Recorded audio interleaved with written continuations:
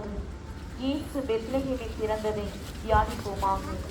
லூக்கா நற்செய்தி அதிகாரம் 2 இறை வசனம் 1-12.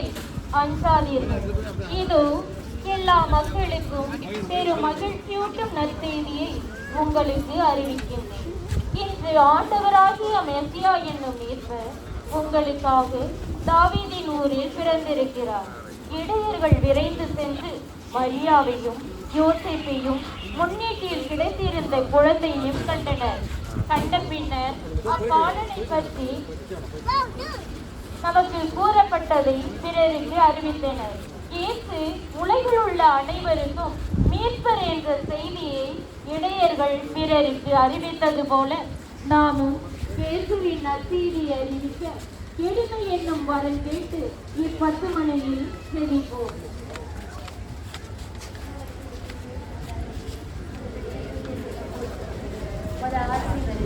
ஒரு திருமண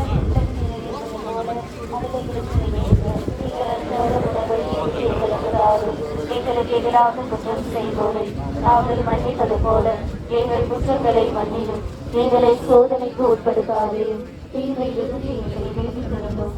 ஆமென். அருள் நிறைந்த மரியே வாழ்க, ஆண்டவர் உம்முடனே, பெண்களுள் ஆசிர் பெற்றவர் நீரே, உம்முடைய திருவயிற்றின் கனியாகிய இயேசு ஆசி பெற்றவரே. புனித மரியே, இறைவனின் தாயே, பாவிகளாய்